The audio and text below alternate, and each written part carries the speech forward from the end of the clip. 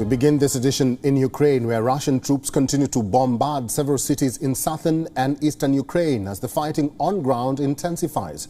Ukrainian President Zelensky claims that more than 23,000 Russian troops have lost their lives during the war, adding that efforts are being made to bring life back to normal. But with no end to the war in sight, can Kyiv sustain the unrelenting assault by the Kremlin? Our next report has all the details from what is happening on ground zero. Missiles rained down across southern and eastern Ukraine over the weekend, Ukrainian officials said, with one strike destroying the runway at Odessa's airport. At least 3 strikes hit an industrial complex in Kharkiv on Saturday, sending plumes of black smoke into the sky as firefighters tackled the blaze. Moscow has turned its focus toward the south and east after failing to capture the capital, Kyiv, in a 9-week assault that has flattened cities, killed thousands of civilians, and forced more than 5 million to flee.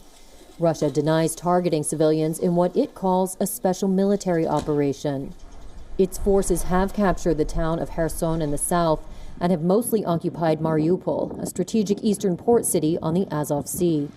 Russia declared victory in Mariupol on April 21st, even as hundreds of Ukrainian troops and civilians took shelter in the Azovstal steelworks. The United Nations has urged an evacuation deal, and on Saturday, a Ukrainian fighter inside said some 20 women and children had made it out. To the west in Odessa, a Russian missile strike launched from Crimea destroyed the runway at the main airport, according to local officials.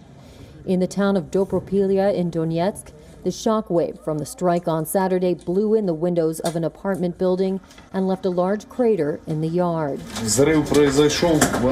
One resident said his partner was in a room facing the yard at the time of the attack and was knocked unconscious, adding, "Thank God the 4 children were in the kitchen." Tanks with white Z markings, a symbol found on Russian military equipment, were captured by the Ukrainian military outside the town. Russia reported more Ukrainian strikes on its territory on Saturday, and while Ukraine has not claimed responsibility for a spate of such incidents, it described a series of blasts in Russia's south on Wednesday as karma for Moscow's invasion. WION is now available in your country. Download the app now and get all the news on the move.